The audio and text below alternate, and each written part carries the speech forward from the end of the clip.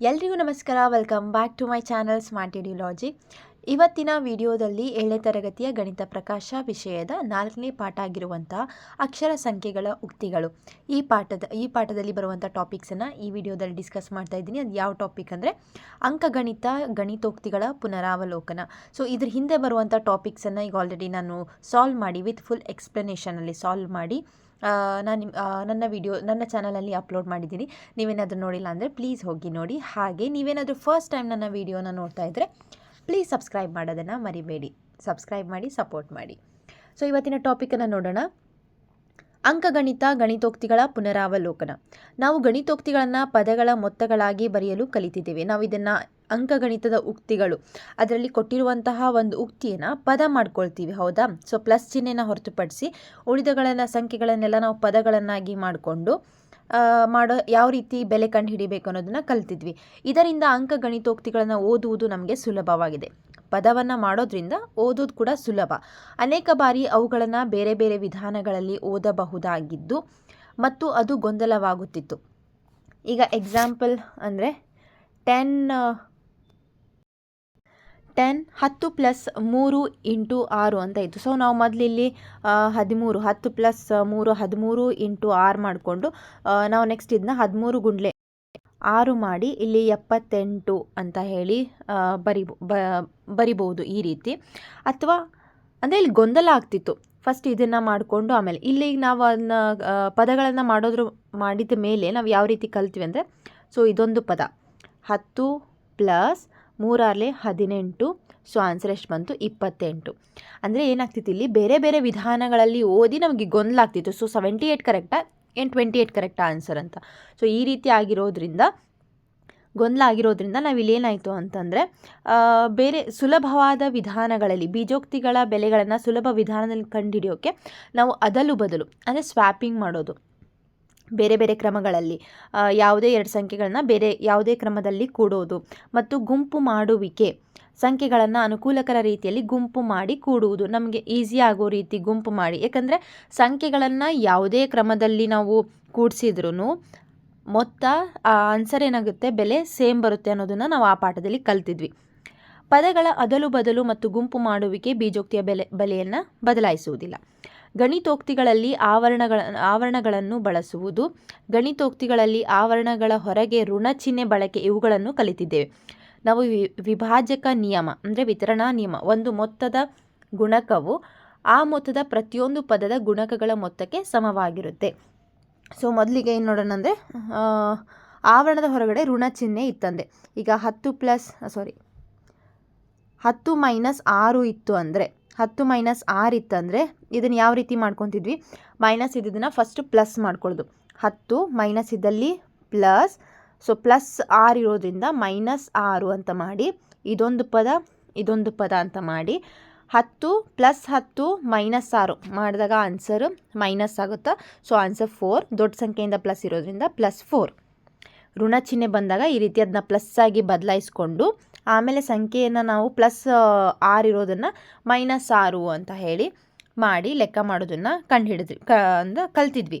ಹಾಗೆ ವಿಭಾಜಕ ನಿಯಮವನ್ನು ಕೂಡ ನಾವು ಕಲ್ತಿದ್ವಿ. ಯಾವ ರೀತಿ ಅಂತಂದರೆ, ಈಗ 2 ಇಂಟು 3 ಪ್ಲಸ್ 6 ಈ ರೀತಿ ಇದ್ದಿದ್ದನ್ನು 2 3 ಜೊತೆನೂ ಗುಣಾಕಾರ ಆಗ್ತಿತ್ತು, 2 6 ಜೊತೆನೂ ಗುಣಾಕಾರ ಆಗ್ತಿತ್ತು. ಅಂದರೆ 2 ಇಂಟು 3 ಮತ್ತು 2 ಇಂಟು 6 ಮಧ್ಯದಲ್ಲಿ ಪ್ಲಸ್ ಚಿಹ್ನೆ ಇರೋದ್ರಿಂದ ಪ್ಲಸ್. ಈಗ 6 2 3 6 ಪ್ಲಸ್ 2 6 12 ಈ ರೀತಿಯೂ ನಾವೇನು ಮಾಡ್ತಿದ್ವಿ, ಕಲ್ತಿದ್ವಿ. So answer 18. ಇದು ವಿಭಾಜಕ ನಿಯಮ. ನೆನಪು ಆಯಿತು ಅಂತ ಅಂದ್ಕೊಳ್ತೀನಿ. ಸೊ ಅಂಕಗಣಿತದ ಉಕ್ತಿಗಳನ್ನ ಚೆನ್ನಾಗಿ ನೀವು ಅದರಲ್ಲಿ ವಿಭಾಜಕ ನಿಯಮನ ನೆನಪು ಮಾಡಿಕೊಂಡ್ರೆ ಇದು ನೆನಪಾಗುತ್ತೆ. ಸೊ ಇದೇ ಥರನ ಈಗ ನಾವು ಬಳಸ್ಕೊಂಡು ಮುಂದೆ ಮಾಡುವಂಥದ್ದಿದೆ. ನಾವು ಈ ಪರಿಕಲ್ಪನೆಗಳನ್ನು ಪುನರಾವರ್ತಿಸಿಕೊಂಡು ಮುಂದಿನ ಗಣಿತೋಕ್ತಿಗಳ ಬೆಲೆಗಳನ್ನು ಕಂಡುಹಿಡಿಯೋಣ. ಸೊ ಇಲ್ಲೊಂದಿಷ್ಟು 7 ಗಣಿತೋಕ್ತಿಗಳನ್ನ ಕೊಟ್ಟಿದ್ದಾರೆ. ಸೊ ಅದನ್ನ ನೋಡೋಣ. ಈಗ ಮೊದಲನೇ ಗಣಿತೋಕ್ತಿಯ ಬೆಲೆಯನ್ನು ಕಂಡುಹಿಡಿಯೋಣ. ಸೊ ಫಸ್ಟ್ ಇಲ್ಲಿ ಕೊಟ್ಟಿದ್ದಾರೆ 23 ಮೈನಸ್ 10 ಇಂಟು 2 ಅಂತ ಕೊಟ್ಟಿದ್ದಾರೆ. ಮೊದಲು ಗಣಿತೋಕ್ತಿಯ ಪದಗಳನ್ನು ಬರೆಯೋಣ. ಸೊ ಇದರಲ್ಲಿರುವಂಥ ಪದ ನಾವು ಈ ಉಕ್ತಿನ ಬಿಡಿಸ್ಬೇಕು ಅಂತಂದರೆ ಫಸ್ಟ್ ಏನು ಮಾಡ್ತೀವಿ, ಪದವನ್ನು ಬರಿತೀವಿ, ಹೌದಾ? ಪದಗಳಲ್ಲಿ ಒಂದು ಸಂಖ್ಯೆ ಪದಗಳಲ್ಲಿ ಅಂದರೆ ಒಂದು ಸಂಖ್ಯೆ ಆಗಿರಬೇಕು. ಅವು ಏನಾಗಿರಬೇಕು, ಎರಡೂ ಪದಗಳನ್ನು ಕೂಡುವ ಮೊದಲು ಇನ್ನೊಂದು ಪದವನ್ನು ಸಂಖ್ಯೆಯಾಗಿ ಬದಲಾಯಿಸಬೇಕು ಎಂಬುದನ್ನು ಗಮನಿಸಿ. ಸೊ ಇಲ್ಲಿ ಏನಾಯಿತು, ಒಂದು ಪದ ಇದು ಗುಣಾಕಾರ ಆಗ್ತಿದೆ ಅಂದರೆ ಇದು ಒಂದು ಪದ, 23 ಒಂದು ಪದ. ಆದರೆ ಇಲ್ಲೇನಾಗಿದೆ, ಮೈನಸ್ ಚಿಹ್ನೆ ಅನ್ನೋದು ಬಂದಿದೆ. ಹೌದಾ? ಸೊ ಮೈನಸ್ ಇದ್ರೆ ಏನು ಮಾಡಬೇಕಲ್ಲಿ ನಾವು ಪ್ಲಸ್ ಆಗಿ ಬದಲಾವಣೆ ಮಾಡ್ಕೋಬೇಕು. ಈಗ ಎಕ್ಸಾಂಪಲ್, ಇಲ್ಲಿ 23 ಒಂದು, 10 ಗುಣ್ಲೆ 2 ಇದು ಒಂದು, ಬಟ್ ಮೈನಸ್ ಚಿಹ್ನೆನ ನಾವು ಪ್ಲಸ್ ಮಾಡ್ಕೋಬೇಕು. ಹೌದಾ? ಸೊ ಅವಾಗ ಏನಾಗ್ತೈತಿ, 23 ಮೈನಸ್ ಇದಿದೆ ಪ್ಲಸ್, ಇಲ್ಲಿ 10 × 2 ಅಂತ ಐತಿ, ಇದು ಪ್ಲಸ್ ಒಳಗೈತಿ. ಸೊ ಅದಕ್ಕೆ ನಾವೇನು ಮಾಡ್ಕೊತೀವಿ, -10 × 2. ಸೊ ಇಲ್ಲಿ ಏನಾಯಿತು, 2 ಪದ, ಇದೊಂದು ಇದೊಂದು, ಇದು ಗುಣಾಕಾರ ಇರೋದನ್ನು ಫಸ್ಟ್ ಮಾಡ್ಕೋಬೇಕು. ಅವಾಗ ಏನಾಗ್ತೈತಿ, ಇಲ್ಲಿ 23 ಪ್ಲಸ್ 10 2 ಎಷ್ಟು 20, ಮೈನಸ್ ಇರೋದ್ರಿಂದ -20. ಹೌದಾ? ಸೊ ಆಗ +23 -23 ಅಂದ್ರೇನು, ಮೈನಸ್ ಮಾಡಬೇಕು. ಪ್ಲಸ್ ಮೈನಸ್ ಏನಾಗುತ್ತೆ, ಮೈನಸ್. ಸೊ 23ರಲ್ಲಿ 20 ಹೋದರೆ 3, ದೊಡ್ಡ ಸಂಖ್ಯೆಯಿಂದ ಇರೋದು ಪ್ಲಸ್. ಸೊ ಆನ್ಸರ್ ಏನಾಗುತ್ತೆ, +3 ಅಂತ ಹೇಳಿ ಬರುತ್ತೆ. ಸೊ ಮೊದಲು ನಾವು ಉಕ್ತಿಯನ್ನು ಬಿಡಿಸ್ಕೊಳ್ಳುವಾಗ ಪದಗಳಾಗಿ ಮಾಡ್ಕೋಬೇಕು. ಫಸ್ಟು ಇಲ್ಲಿ ಮೈನಸ್ ಇರೋದನ್ನು ಪ್ಲಸ್ ಮಾಡ್ಕೋಬೇಕು, ಪದಗಳನ್ನು ಮಾಡಿಕೊಂಡು ಆಮೇಲೆ ಇದೇನು ಆವರಣ ಇದ್ದರೆ ಆವರಣದಲ್ಲಿ ಇರೋದನ್ನು ಬಿಡಿಸ್ಕೊಳ್ಬೇಕು. ಗುಣಾಕಾರ ಭಾಗಾಕಾರ ಇದ್ದರೆ ಫಸ್ಟ್ ಅದನ್ನು ಬಿಡಿಸ್ಕೋಬೇಕು, ಆಮೇಲೆ ಪೂರ್ಣ ಸಂಖ್ಯೆಗಳ ಜೊತೆ ಕೂಡಿಸೋದು, ಈ ಥರ ಎಲ್ಲ ಮಾಡಬೇಕು. ನೆಕ್ಸ್ಟ್ ನೋಡಿ, ನಾವು ಎರಡನೆಯದರ ಬೆಲೆಯನ್ನು ಈಗ ಕಂಡು ಹಿಡಿಯೋಣ. ಇಲ್ಲಿ ಏನೈತಿ, ಎರಡನೇದರಲ್ಲಿ 83 + 28 - 13 + 32. ಹೌದಾ? ಸೊ ಈಗ ಅದನ್ನ ನೋಡಿದಾಗ ಇಲ್ಲಿ ಬರ್ಕೊಂಡಿದ್ದಾರೆ. ಇದನ್ನು ನೋಡಿ, ಫಸ್ಟ್ ನಾವು ಇದರ ಪದಗಳನ್ನು ಗಮನಿಸಿ ಅಂದರೆ, ಸೊ 83 ಒಂದು ಪದ. ಹೌದಾ? ಆಮೇಲೆ 28 ಒಂದು ಪದ, ಅದನ್ನು ಬರ್ಕೊಂಡಿದ್ದಾರೆ. ಇಲ್ಲಿ -13 ಇರೋದನ್ನ ಪ್ಲಸ್ ಆಗಿ ಬದಲಾವಣೆ ಮಾಡ್ಕೊಂಡಿದ್ದಾರೆ. ಸೊ 83 + 28 ಪದವಾಗಿ ಬರ್ಕೊಳ್ಳೋಣ. -13 ಇದ್ದಿದ್ದು ಪ್ಲಸ್ಸು, ಇದೇನೈತಿ ಇಲ್ಲಿ 13 ಹಿಂದೆ ಪ್ಲಸ್ ಚಿಹ್ನೆ ಇರೋದನ್ನ -13 ಆಗಿ ಬದಲಾವಣೆಯಾಗಿ ಇದೊಂದು ಪದ ಆಗುತ್ತೆ, +32. ಇಲ್ಲೇನು ಮಾಡ್ಕೊಂಡಿದ್ದಾರೆ ಅಂದರೆ ಮರು ಜೋಡಿಸಿ ಗುಂಪು ಮಾಡ್ಕೊಂಡಿದ್ದಾರೆ, ಯಾಕಂದ್ರೆ ನಮಗೆ ಈಸಿಯಾಗಿ ಸಾಲ್ವ್ ಆಗಲಿ ಅಂತ. ಈಗ 83 28 ಮಾಡ್ಕೊಂಡು ಕೂತ್ಕೊಂಡ್ರೆ ಸ್ವಲ್ಪ ಕಷ್ಟ ಆಗೋದ್ರಿಂದ ಇಲ್ಲೂ ಲಾಸ್ಟ್ 3 ಐತಿ, ಇದಕ್ಕೂ ಲಾಸ್ಟ್ 3 ಐತಿ. ಸೊ 3 3ರಲ್ಲಿ ಹೋದರೆ 0, 8ರಲ್ಲಿ 1 ಹೋದರೆ 7, 70 ಅಂತ ಈಸಿ ಬಂದುಬಿಡ್ತು. ಸೊ ಮೈನಸ್ ಆಯಿತು, ಯಾಕಂದರೆ ಇದು ಪ್ಲಸ್ಸು ಇದು ಮೈನಸ್ ಇರೋದ್ರಿಂದ ಈಸಿಯಾಗಿ ನಾವು 70 ಅಂತ ಮಾಡ್ಕೊಳ್ತೀವಿ. ಆಮೇಲೆ ಇದನ್ನು ಕೂಡಿಸೋದು, ಇದು +28 + 32. ಸೊ ಈಸಿಯಾಗಿ ಮಾಡಿಕೊಂಡಾಗ ನಮಗೆ ಎಷ್ಟು ಬಂತು, 8ರಲ್ಲಿ 8 2 ಕೂಡಿಸಿದ್ರೆ 10, ಕೈಲ 1 4 5 6 60 ಬಂತು. ಸೊ ಆನ್ಸರ್ 130 ಈಸಿಯಾಗಿ ಬಂದುಬಿಡ್ತೈತಿ. ಅದಕ್ಕೆ ನಾವು ಇಲ್ಲೇನು ಮಾಡ್ಕೊತೀವಿ, ಗ್ರೂಪಿಂಗ್ ಮಾಡ್ಕೊಳ್ತೀವಿ. ಅಥವಾ ನೀವೇನಾದರೂ 83 ಇದನ್ನು ಕೂಡಿಸಿ ಇದನ್ನು ಮಾಡಿಕೊಂಡು ಆಮೇಲೆ ಮೊತ್ತ ಮಾಡಿಕೊಂಡ್ರೂ ಆನ್ಸರ್ 130 ಬರುತ್ತೆ. ಅದೇ ನಮ್ಗೆ ಈಸಿ ಆಗಬೇಕು ಅನ್ನೋದು ಕಾರಣ ನಾವು ಅದನ್ನ ಗುಂಪುಗಳಾಗಿ ಮಾಡ್ಕೊತೀವಿ. ಇದನ್ನು ಮೈನಸ್ ಮಾಡ್ಕೊತೀವಿ, ದೊಡ್ಡ ಸಂಖ್ಯೆ ಆರಾಮಾಗಿ 13 ಮೈನಸ್ ಮಾಡ್ಕೊಂಡ್ರೆ 70 ಈಸಿಯಾಗಿ ಬಂದುಬಿಡ್ತು. ಹೌದಾ? ಸೊ ಆಮೇಲೆ ಇದನ್ನು ಈಸಿಯಾಗಿ ಕೂಡಿಸ್ಕೊಂಡ್ರೆ ನಮಗೆ ಲಾಸ್ಟ್ 0 ಇರೋದ್ರಿಂದ ಆನ್ಸರ್ ಈಸಿಯಾಗಿ ಸಿಗುತ್ತೆ. ಈಗ ನಾವು 5ನೇ ಗಣಿತೋಕ್ತಿಯನ್ನು ಗಮನಿಸೋಣ. ಇದರಲ್ಲಿ ಆವರಣಗಳ ಹೊರಗೆ ಋಣ ಚಿಹ್ನೆ ಇದೆ. ಸೊ ಏನೈತಲ್ಲಿ 5ನೇದು ಅಂತಂದ್ರೆ 68 - 18 + 13. ಇದು ಆವರಣ ಹಾಕಿದ್ದಾರೆ, ಇದ್ರ ಹೊರಗಡೆ ಮೈನಸ್ ಚಿಹ್ನೆ ಐತಿ. ಹೌದಾ? ಸೊ ಅದಕ್ಕೆ ಏನು ಮಾಡಿದ್ದಾರೆ ಅಂತಂದರೆ ಎರಡು ರೀತಿಯಲ್ಲಿ, ಇದೊಂದು ಮೆಥಡ್ ಐತಿ, ಇದೊಂದು ಮೆಥಡ್. ಸೊ ಏನು ಅನ್ನೋದನ್ನು ನೋಡೋಣ ಈಗ. ಸೊ ಇದನ್ನ ಯಾವುದನ್ನು ಸ್ಕಿಪ್ ಮಾಡಬೇಡಿ, ಬಿಕಾಸ್ ಇದೆಲ್ಲ ಒಂದೊಂದು ಮೆಥಡಲ್ಲಿ ಮುಂದೆ ನೀವು ಬೀಜೋಕ್ತಿಯನ್ನು ಬಿಡಿಸುವಾಗ ಹೆಲ್ಪ್ ಆಗುತ್ತೆ. ಓಕೆನಾ? ಸೊ ಅದಕ್ಕೆ ಕರೆಕ್ಟಾಗಿ ತಿಳ್ಕೊಳ್ಳಿ. ಮೊದಲಿಗೆ ಆವರಣವನ್ನು ಬಿಡಿಸುವುದು. ಸೊ ಇಲ್ಲಿ ಹೊರಗಡೆ ಏನಾಯಿತು, 30 ಮೈನಸ್ ಚಿಹ್ನೆ ಇತ್ತು. ಇಲ್ಲಿ ಮೈನಸ್ ಚಿಹ್ನೆ ಇರೋದ್ರಿಂದ ಫಸ್ಟ್ 68ಅನ್ನು ಅದೇ ಥರ ಬರ್ಕೊಂಡು ಅದೊಂದು ಪದವನ್ನಾಗಿ ಬರ್ಕೊಂಡ್ರು. ಮೈನಸ್ ಇರೋದನ್ನು ಪ್ಲಸ್ ಮಾಡಿಕೊಂಡ್ರು. ಇಲ್ಲಿ ಬ್ರ್ಯಾಕೆಟಿಗೆ ಏನಾಗೈತಿ, ಇಲ್ಲಿ ಪ್ಲಸ್ ಚಿಹ್ನೆ ಇರುತ್ತೆ. ಇದಕ್ಕೆ ಬ್ರ್ಯಾಕೆಟ್ ಹೊರಗಡೆ ಇದೊಂದು ಪದ ಅಂದ್ಕೊಂಡ್ರೆ ಇದು ಪ್ಲಸ್ ಹೊರಗಡೆ. ಸೊ ಅದನ್ನೇನು ಮಾಡಿಕೊಂಡ್ರು, ಮೈನಸ್. ಈ ಒಂದು ಪ್ಲಸ್ ಚಿಹ್ನೆ ಚೇಂಜ್ ಆಯ್ತು ಅಂದ್ಕೂಡಲೇ ಬ್ರ್ಯಾಕೆಟ್ ಹೊರಗಡೆ ಮೈನಸ್ ಹಾಕ್ಕೊಂಡು ಇದೊಂದು ಪದ ಅಂತ ಹೇಳಿ ಮಾಡಿದ್ರು. ನೆಕ್ಸ್ಟ್ ಏನಾಯಿತು ಅಂತಂದರೆ ಏನು ಮಾಡಿದ್ರು ಅಂದರೆ 68ನ 68ಆಗಿ ಬರ್ಕೊಂಡ್ರು, ಇದನ್ನು ಸಾಲ್ವ್ ಮಾಡಿಕೊಂಡ್ರು. 18 ಪ್ಲಸ್ 13 ಎಷ್ಟು 31, ಬ್ರ್ಯಾಕೆಟ್ ಹೊರಗಡೆ ಮೈನಸ್ ಇರೋದ್ರಿಂದ -31 ಆಯಿತು. ಸೊ 68 ಇದೊಂದು ಪದ ಇದೊಂದು ಪದ ಇವನ್ನೆರಡನ್ನೂ ಮೈನಸ್ ಮಾಡಿದಾಗ 37 ಅಂತ ಹೇಳಿ ಬಂತು. ಸೊ ದೊಡ್ಡ ಸಂಖ್ಯೆಯಿಂದ ಪ್ಲಸ್ ಇರೋದ್ರಿಂದ +37 ಆಯಿತಾ. ಸೊ ಇಲ್ಲಿ ಏನಾಗಿದೆ ಸ್ವಲ್ಪ ಇಲ್ಲಿ ಗಮನ ಕೊಡ್ರಿ. ಇಲ್ಲಿ ಸೇಮ್ ಇದೇ ಥರನೇ ಫಸ್ಟ್ ಸ್ಟೆಪ್ ಮಾಡಿಕೊಂಡ್ರು. ಆಮೇಲೆ ಇದನ್ನು ಒಂದು ಸಪ್ರೇಟಾಗಿ ಏನು ಮಾಡ್ಕೊಂಡ್ರಂದ್ರೆ ಈ ಮೈನಸ್ ಹೊರಗಿರೋ ಮೈನಸ್ಸು ಈ +18 ಜೊತೆ ಮಾಡಿದಾಗ -18 ಆಯಿತು. +13 ಗುಣಿಸ್ಕೊಂಡಾಗ -13 ಆಯಿತು. ಸೊ ಇದೊಂದು ಪದ ಸಪ್ರೇಟಾಗಿ ಅಂದರೆ ಯಾವ ರೀತಿ ಬಂತು ಅಂದರೆ ಈಗ 68 ಪ್ಲಸ್ -18 ಮತ್ತೇನಾಯಿತು -13 ಈ ರೀತಿ ಬಂದಾಗ ನಾವು ಇದ್ರ ಎರಡರ ಮಧ್ಯದಲ್ಲಿ ಪ್ಲಸ್ ಚಿಹ್ನೆ ಹಾಕ್ಕೊಂಡಾಗ ಈ ರೀತಿಯಾಗಿ ಮಾಡ್ಕೋಬೋದು. ಆಮೇಲೆ ಏನಾಗುತ್ತೆ ಇದನ್ನು ಮಾಡ್ಕೊಂಡಾಗ 50 ಬಂತು, -13 ಮಾಡಿ ಸೊ ಲಾಸ್ಟಿಗೆ 37 ಆನ್ಸರ್ ಸೇಮ್ ಬರುತ್ತೆ. ಸೊ ಈ ಬಂದ್ರ ಬಗ್ಗೆ ನಿಮಗೆ ಕನ್ಫ್ಯೂಸ್ ಆದರೆ ಈ ರೀತಿಯಾಗಿ ಈಸಿಯಾಗಿ ಮಾಡ್ಬೋದು. ಫಸ್ಟ್ ಬ್ರ್ಯಾಕೆಟಲ್ಲಿ ಆವರಣದಲ್ಲಿರೋದನ್ನ ಸಾಲ್ವ್ ಮಾಡಿಕೊಂಡು ಚಿಹ್ನೆನ ಯೂಸ್ ಮಾಡಿಕೊಂಡು ಲೆಕ್ಕನ ಮಾಡ್ಬೋದು. ಓಕೆನಾ. ಸೊ ಈಗ ಇತರೆ ಗಣಿತೋಕ್ತಿಗಳ ಬೆಲೆಗಳನ್ನು ಕಂಡುಹಿಡೀರಿ ಅಂತ ಹೇಳ್ತಿದ್ದಾರೆ. ಸೊ ಈಗ ಯಾವ್ಯಾವುದು ಆಯ್ತು ಇದರಲ್ಲಿ ಅಂತಂದರೆ 1ನೇದ್ದು ಮಾಡಿದರೆ 5ನೇದಾಗಿದೆ. ಓಕೆನಾ. ಸೊ 2ನೇದಾಗಿದೆ. ಸೊ ಈಗ ಥರ್ಡ್ ಒನ್ ನೋಡೋಣ. 34 - 14 + 20. ಓಕೆ, ಇದನ್ನು ಫಸ್ಟಿಗೆ ಏನು ಮಾಡ್ಕೊಳ್ಳೋಣ, ಪದಗಳಾಗಿ ಮಾಡ್ಕೊಳ್ಳೋಣ. 34 ಒಂದು ಪದ, ಇಲ್ಲಿ ಮೈನಸ್ ಇರೋದ್ರಿಂದ ಪ್ಲಸ್ ಬರೆದು +14 -14 ಆಗುತ್ತೆ, +20 ಆಯಿತಾ. ಈಗ 34 14ನ್ನು ಮೈನಸ್ ಮಾಡಿದಾಗ ಆನ್ಸರು 20 ಬಂತು, +20. ಓಕೆ. ಸೊ 20 + 20 ಎಷ್ಟು 40. ನೆಕ್ಸ್ಟು ಇದೀಗ 3ನೇದಾಯಿತು. ನೆಕ್ಸ್ಟ್ 4ನೇದು ನೋಡಿದ್ರೆ 42 + 15 ಮೈನಸ್ ಆವರಣದಲ್ಲಿ 8 - 7. ಈಗ ಇದರಲ್ಲಿ ಮೊದಲು ಆವರಣದಲ್ಲಿರೋದನ್ನು ಬಿಡಿಸ್ಕೊಳ್ಳೋಣ. 42 ಪದಗಳಾಗಿ ಮಾಡ್ಕೊಳ್ಳೋಣ. ಮೊದಲು 42 1 + 15, ಆಮೇಲೆ ಆವರಣದಲ್ಲಿರೋದನ್ನು ಮಾಡಿದ್ರೆ ಆನ್ಸರ್ ಎಷ್ಟು ಬರ್ತೈತಿ 1 ಅಂತ ಬರುತ್ತೆ. ಓಕೆ. ಸೊ ಅದನ್ನ ಸಾಲ್ವ್ ಮಾಡಿ ಇಟ್ಕೊಂಡ್ರೆ 8ರಲ್ಲಿ 7 ಹೋದ್ರೆ 1. ಈಗ ಇದನ್ನ 42 1 + 15 ಇದು ಪ್ಲಸ್ ಮಾಡಿಕೊಂಡು ಇದನ್ನು -1 ಅಂತ ಮಾಡಿದ್ರೆ 42 15 ಸೇರಿದ್ರೆ 57 ಮತ್ತು ಪ್ಲಸ್ಸು -1 ಅಂತ ಐತಿ. ಸೊ ಇದೆರಡು ಮಾಡಿದ್ರೆ 56 ಆನ್ಸರ್ ಬರುತ್ತೆ. ಸೊ ಇಲ್ಲಿ 4ನೇದ್ದು ಮುಗೀತೀಗ. ನೆಕ್ಸ್ಟ್ ಯಾವುದಿರೋದು ಇದು 6ನೇ ಕ್ವೆಶನ್. 7 × 4. ಸೊ 7 × 4 ಮತ್ತು 7 × 4 + 9 × 6 ಅಂತ ಇದೆ. ಸೊ ಇದು ಒಂದು ಪದ, ಇದು ಒಂದು ಪದ. So 7 4 28 + 9 6 54. So answer 82. Next 7th question. 20 + 8 × 16 - 6. ಇಲ್ಲಿ ಏನಾಗ್ತೈತೆ ಅಂದರೆ ಆವರಣದಲ್ಲಿರೋದನ್ನು ಮೊದಲು ಬಿಡಿಸ್ಕೊಳ್ಳೋಣ.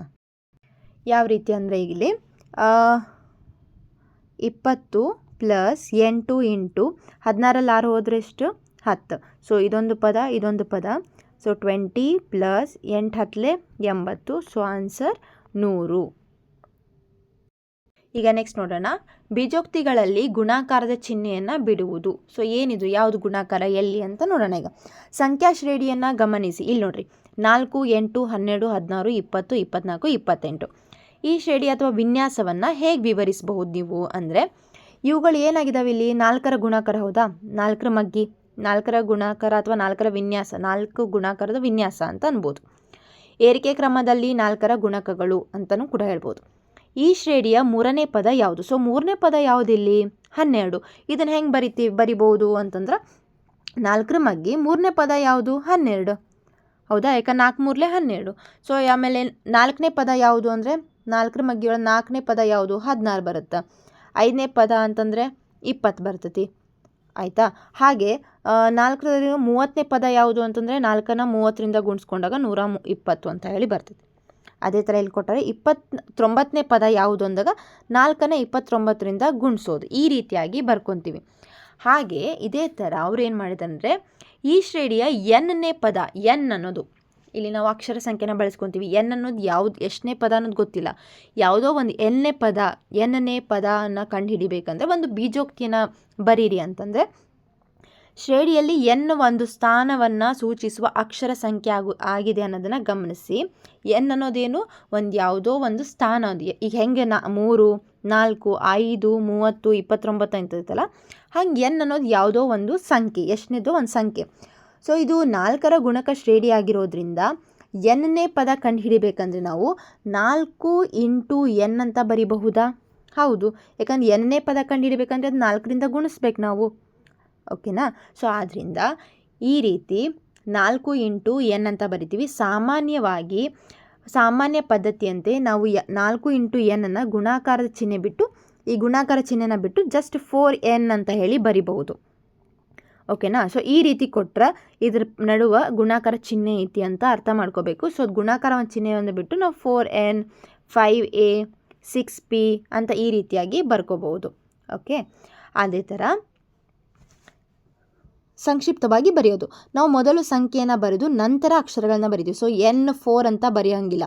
ಫಸ್ಟ್ ಸಂಖ್ಯೆ ಬರಿಬೇಕು, ಆಮೇಲೆ ಅಕ್ಷರವನ್ನು ಬರಿಬೇಕು.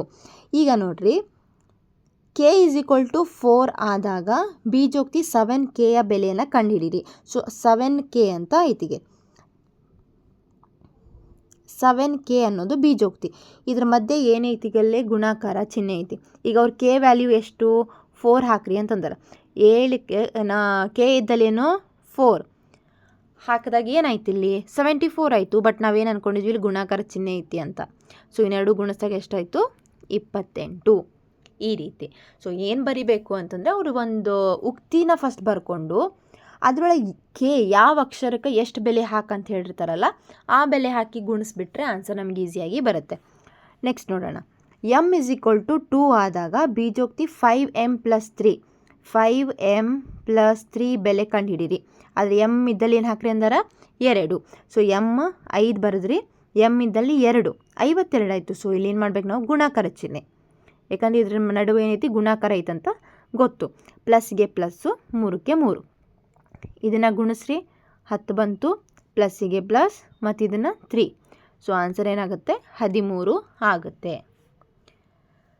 ನೆಕ್ಸ್ಟ್ ಇಲ್ಲಿ ತಪ್ಪನ್ನು ಗಮನಿಸಿ, ತಪ್ಪನ್ನು ಸರಿಪಡಿಸಿ. ಇಲ್ಲಿ ಒಂದಿಷ್ಟು ಕೊಟ್ಟಿರ್ತಾರೆ, ಇಲ್ಲಿ ಉಕ್ತಿಗಳ ಮತ್ತು ಅಕ್ಷರ ಸಂಖ್ಯೆಯ ಬೆಲೆ ಕೊಟ್ಟಿರ್ತಾರೆ. ಅದನ್ನು ಹಾಕಿದ್ರೆ ಸರಿದೇನ ತಪ್ಪಿದೇನ ಅಂತ ನೋಡ್ಬೇಕು ನೀವು. ಅವುಗಳಲ್ಲಿ ಪ್ರತಿಯೊಂದನ್ನು ಗಮನಿಸಿ ಮತ್ತು ದೋಷಗಳಿದ್ದಲ್ಲಿ ಗುರುತಿಸಿ. ಸೊ ಫಸ್ಟ್ ಎಲ್ಲನೂ ನೋಡಿ, ಏನಾದರೂ ತಪ್ಪಿದರೆ ಗುರುತಿಸಬೇಕು. ಅಲ್ಲಿ ದೋಷವಿದೆ ಎಂದು ನೀವು ಭಾವಿಸಿದರೆ ಏನು ತಪ್ಪಾಗಿರಬಹುದು ಎಂಬುದನ್ನು ವಿವರಿಸಲು ಪ್ರಯತ್ನಿಸಿ. ನಂತರ ಅದನ್ನು ಸರಿಪಡಿಸಿ ಮತ್ತು ಬೀಜೋಕ್ತಿಯ ಬೆಲೆಯನ್ನು ನೀಡಿ ಅಂತ ಕೇಳೋದು. ಓಕೆ, ಸ್ಟಾರ್ಟ್ ಮಾಡೋಣ. ಈಗ ನೀವು ನೋಡಿರಿ, ಇಲ್ಲಿ a = -4 ಉಕ್ತಿ ಏನಿಲ್ಲಿ 10 - a ಅಂತ ಕೊಟ್ಟಾರೆ. ಇದು ಉಕ್ತಿ. ಅವ್ರಿಗೆ ಆನ್ಸರ್ ಎಷ್ಟು ಬಂದೈತೆ 6 ಬಂದೈತಿ. ಸೊ ಈಗ ನಾವು ಟ್ರೈ ಮಾಡೋಣ ಈಗ ಏನಂತ ಹೇಳಿ. a ವ್ಯಾಲ್ಯೂ ಎಷ್ಟು ಹಾಕ್ಬೇಕಂತ ಹೇಳಿದ್ದಾರೆ -4. ಸೊ 10 ಇದ್ದಲ್ಲಿ 10 ಮೈನಸ್ ಚಿಹ್ನೆ ಮೈನಸ್. a ವ್ಯಾಲ್ಯೂ ಎಷ್ಟು -4. ಬರೀ ನಾವು 4 ಬರೆದ್ರೆ ರಾಂಗ್ ಆಗ್ತೈತಿ ಇಲ್ಲಿ. ಸೊ ಅವ್ರು ಮಾಡಿರೋ ಮಿಸ್ಟೇಕ ಅದು. 6 ಹೆಂಗೆ ಬಂತು, 10ರಲ್ಲಿ 4 ಹೋದ್ರೆ 6 ಬಂತು. ಬಟ್ ಯಾಕೆ ಅದು ರಾಂಗ್ ಅಂದ್ರೆ a ವ್ಯಾಲ್ಯೂ -4 ಅಂತ ಹಾಕಂದ್ರೆ, ಸೊ ಇಲ್ಲಿ ನಾವು ಇನ್ನೊಂದ್ಸಲಿ -4 ಹಾಕಿ ಇದೊಂದು ಪದ ಆಗ್ತೈತಿ. ಇಲ್ಲಿ ಮೈನಸ್ ಚಿಹ್ನೆ ಬೇರೆ, ಹೇಗಿದ್ದಲ್ಲಿ -4 ಹಾಕ್ಬೇಕು. ಅವಾಗ ಏನಾಯ್ತು ಇಲ್ಲಿ 10 ಮೈನಸ್ ಏನಾಯ್ತು ಇಲ್ಲಿ +4. ಆನ್ಸರ್ ಎಷ್ಟು ಬಂತು 14. ಅರ್ಥ ಆಯ್ತಾ? ಸೊ ಇಲ್ಲಿ 10 ಮೈನಸ್ ಇದ್ದಲ್ಲಿ ಮೈನಸ್ ಬಿಡಬೇಕಿಲ್ಲಿ. ಅವ್ರೇನು ಹೇಳಾರ a ಇದ್ದಲ್ಲೇ -4. ಸೊ ಇದಕ್ಕೇನು ಮಾಡ್ಬೇಕು, ಇದ್ರಾಗ -4 ಹಾಕ್ಬೇಕು ನೀವು. ಅವಾಗ ಏನಾಗ್ತೈತಿ ಮೈನಸ್ ಪ್ಲಸ್ ಆಗುತ್ತೆ. ಓಕೆನಾ? ಸೊ ನೆಕ್ಸ್ಟು d = 6 ಉಕ್ತಿ ಯಾವುದು, ಬರೀ 3 ಮತ್ತು d. ಓಕೆ, ಸೊ d ಇದ್ದಲ್ಲಿ ಏನು ಹಾಕಬೇಕು 6 ಹಾಕಬೇಕು. ಸೊ 3ಕ್ಕೆ 3, d ಇದ್ದಲ್ಲಿ 6, ಸೊ 36. ಸೊ ಇಲ್ಲಿ ಏನು ಮಾಡ್ಬೇಕು ನಾವು, ಇಲ್ಲಿ ಗುಣಾಕಾರ ಚಿಹ್ನೆ. ಸೊ ಅವ್ರು ಮಾಡಿರೋ ಮಿಸ್ಟೇಕ್ ಅದು. ಸುಮ್ಮನೆ ಅವರು ಗುಣಾಕಾರ ಮಾಡಿಲ್ಲ, ಬರೀ 3 ಇದ್ದಲ್ಲೇ 3 ಬರೆದು d ಇದ್ದಲ್ಲೇ 6 ಹಾಕಿ 36 ಅಂತ ಆನ್ಸರ್ ಬರೆದ್ರು. ಸೊ ಇದು ರಾಂಗು. ಸೊ ಆನ್ಸರ್ ಎಷ್ಟು ಬರ್ತೈತಿ 18. ಯಾಕಂದರೆ 3 ಮತ್ತು d ಮಧ್ಯದಲ್ಲಿ ಗುಣಾಕಾರ ಚಿಹ್ನೆ ಇರುತ್ತೆ. ನೆಕ್ಸ್ಟು s = 7 ಅಂತ ಹೇಳಿ. 3s - 2 ಇದು ಎಸ್ ಇದು. Okay, so 3s - 2 3. ಇಲ್ಲೇನು ನೆಕ್ಸ್ಟು s ಇದ್ದಲ್ಲಿ 7, ನಡುವೆ ಗುಣಾಕಾರ ಚಿಹ್ನೆ -2. 3 7 ಎಷ್ಟು 21. So 21 minus 2. So answer 19. ಓಕೆನಾ. Next R is equal to 8. ಉಕ್ತಿ ಏನು? 2r plus 1. ಸೊ 6 ಇದ್ದಲ್ಲಿ 8, 2ಕ್ಕೆ 2, 6 ಇದ್ದಲ್ಲಿ 8, ಮಧ್ಯದಲ್ಲಿ ಗುಣಾಕಾರ ಚಿಹ್ನೆ ಪ್ಲಸ್ 1. ಸೊ ಇದನ್ನೆರಡು ಮಾಡಿಕೊಂಡಾಗ 16 ಪ್ಲಸ್ 1 ಅಂದರೆ answer 17. J is equal to 5. ಉಕ್ತಿ ಏನು? ಜಸ್ಟ್ 2 ಮತ್ತು ಜೆ. ಓಕೆನಾ. ಸೊ 2 2 ಇದ್ದಲ್ಲಿ 2, ಜೆ ಇದ್ದಲ್ಲಿ ಎಷ್ಟು ಹಾಕಬೇಕು? 5 ಹಾಕಿದ್ರೆ ಆನ್ಸರ್ ಇವೆರಡರ ಮಧ್ಯದಲ್ಲಿ ಇಂಟು ಇರೋದ್ರಿಂದ 2 ಇದ್ಲಿ 10. ಸೊ ಈ ಉಕ್ತಿ ಆನ್ಸರ್ ಸರಿಯಾಗಿದೆ. Next M is equal to -6. So 3m plus 1 ಈ ಥರ ಐತಿ ಉಕ್ತಿಲಿ. ಸೊ ಈಗ ನಾವೇನು ಮಾಡಬೇಕು? 3 ಇದ್ದಲ್ಲೇ 3, ಬಟ್ ಎಮ್ ಇದ್ದಲ್ಲಿ ಏನು ಹಾಕ್ಬೇಕು ನಾವು? -6. ಎಮ್ ಇದ್ದಲ್ಲಿ -6 ಪ್ಲಸ್ 1. ಸೊ ಮೊದಲು ಆವರಣದಲ್ಲಿ ಇರೋದನ್ನು ಬಿಡಿಸ್ಕೊಂಡ್ರೆ 3, -6 ಪ್ಲಸ್ 1 ಅಂದ್ರೆ -5. ಯಾಕಂದರೆ 6ರಲ್ಲಿ 1 ಹೋದ್ರೆ 5, ದೊಡ್ಡ ಸಂಖ್ಯೆಯಿಂದ ಇರೋದು ಮೈನಸ್ ಚಿಹ್ನೆ. ಸೊ ಇದನ್ನು ಮಾಡಿಕೊಂಡ್ರೆ ಆವರಣ ಅಂದ್ರೇನು? ಗುಣಾಕಾರ ಆಗ್ತಿದೆ ಅಂತ. So 3 5 15 plus minus minus. So answer -15. Next F is equal to 3, G is equal to 1. ಉಕ್ತಿ ಏನಿಲ್ಲಿ? 2f ಮೈನಸ್ 2g ಅಂತ ಐತಿ. ಓಕೆ. ಸೊ ಎಫ್ ಇದ್ದಲ್ಲಿ ಏನು ಹಾಕ್ಬೇಕು ನಾವು? 3. 2 ಇಂಟು ಎಫ್ ಇದ್ದಲ್ಲಿ 3, ಮೈನಸ್ಸಿಗೆ ಮೈನಸ್, ಮತ್ತು 2 ಐತಿ 2 ಬರ್ಕೊಂಡ್ರಿ. ಜಿ ಇದ್ದಲ್ಲಿ 1 ಇಂಟು 1, ಯಾಕಂದ್ರೆ ಇದ್ರ ಮಧ್ಯದಲ್ಲಿ ಇಂಟು ಐತಿ ಅಂತ ಅರ್ಥ, ನೆನಪಾರಬಾರ್ದು. ಇದನ್ನು ಮಾಡಿದಾಗ ಆನ್ಸರ್ 6 ಮೈನಸ್ ಇದನ್ನು ಮಾಡಿದಾಗ 2. ಸೊ ಆನ್ಸರ್ 6ರಲ್ಲಿ 2 ಹೋದರೆ 4. ನೆಕ್ಸ್ಟ್ ಇಲ್ಲಿ t is equal to 4, b is equal to 3. ಉಕ್ತಿ 2t plus b. Okay. So 2ಕ್ಕೆ 2, ಟಿ ಇದ್ದಲ್ಲಿ ಏನಾಗಬೇಕು? 4, ಅದಕ್ಕೆ ಇಂಟು 4 ಪ್ಲಸ್ ಬಿ ಇದ್ದಲ್ಲಿ 3 ಹಾಕ್ತೀವಿ. ಇದನ್ನೆರಡು ಮಾಡಿಕೊಂಡಾಗ 8 ಪ್ಲಸ್ 3. ಸೊ ಆನ್ಸರ್ ಏನು ಬಂತು? 11. H is equal to 5, N is equal to 6. H minus 3 minus N. Okay. ಇದು ಹೆಚ್ ಇದ್ದಲ್ಲಿ ಏನಾಗಬೇಕು? 5. ಓಕೆ. ಮೈನಸ್ಸಿಗೆ ಮೈನಸ್ 3 ಎನ್ ಇದ್ದಲ್ಲಿ 6 ಮೈನಸ್ 6. ಇಲ್ಲಿ ಏನೂ ಚೇಂಜ್ ಮಾಡೋಂಗಿಲ್ಲ. ಅಲ್ಲಿ ಕೊಟ್ಟಿರುವಂಥ ಅಕ್ಷರಕ್ಕೆ ಯಾವ ಬೆಲೆ ಹಾಕಂದ್ರೆ ಅದಷ್ಟೇ ಹಾಕೋದು. 5 ಮೈನಸ್ 3ರಲ್ಲಿ 6 ಅಂದರೆ 6ರಲ್ಲಿ 3 ಹೋದರೆ 3, ದೊಡ್ಡ ಸಂಖ್ಯೆಯಿಂದ ಯಾವ ಚಿಹ್ನೆ ಐತಿ? -3. ಸೊ ಮೈನಸ್ ಏನಾಗುತ್ತೆ? Plus 5 plus 3 answer 8. ಅರ್ಥ ಆಯ್ತಲ್ವಾ? ಸೊ ಇಲ್ಲಿಗೆ ಇವತ್ತಿನ ಟಾಪಿಕ್ ಮುಗಿಯುತ್ತೆ. ಸೊ ಈ ವಿಡಿಯೋ ನಿಮಗೆ ಇಷ್ಟ ಆಗಿದ್ದರೆ ಪ್ಲೀಸ್ ಲೈಕ್ ಮಾಡಿ, ಶೇರ್ ಮಾಡಿ, ಹಾಗೆ ಸಬ್ಸ್ಕ್ರೈಬ್ ಮಾಡೋದನ್ನು ಮರಿಬೇಡಿ. ಪ್ಲೀಸ್ ಸಬ್ಸ್ಕ್ರೈಬ್ ಮಾಡಿ, ಸಪೋರ್ಟ್ ಮಾಡಿ. ಹಾಗೆ ನೆಕ್ಸ್ಟ್ ಟಾಪಿಕನ್ನು ನೆಕ್ಸ್ಟ್ ವಿಡಿಯೋದಲ್ಲಿ ಅಪ್ಲೋಡ್ ಮಾಡ್ತೀನಿ. ಐ ಹೋಪ್ ನಿಮಗೆ ಎಲ್ಲ ಟಾಪಿಕ್ಸ್ ಕ್ಲಿಯರಾಗಿ ಅರ್ಥ ಆಯಿತು ಅಂತ ಅನ್ಕೋತೀನಿ. ಇದೇ ಥರ ಫುಲ್ ಎಕ್ಸ್ಪ್ಲನೇಷನ್ ಇರುವಂಥ ಸೊಲ್ಯೂಷನ್ ಬೇಕಂದರೆ ಪ್ಲೀಸ್ ನನ್ನ ಚಾನಲ್ನ ಸಬ್ಸ್ಕ್ರೈಬ್ ಮಾಡಿ. Thank you so much for watching.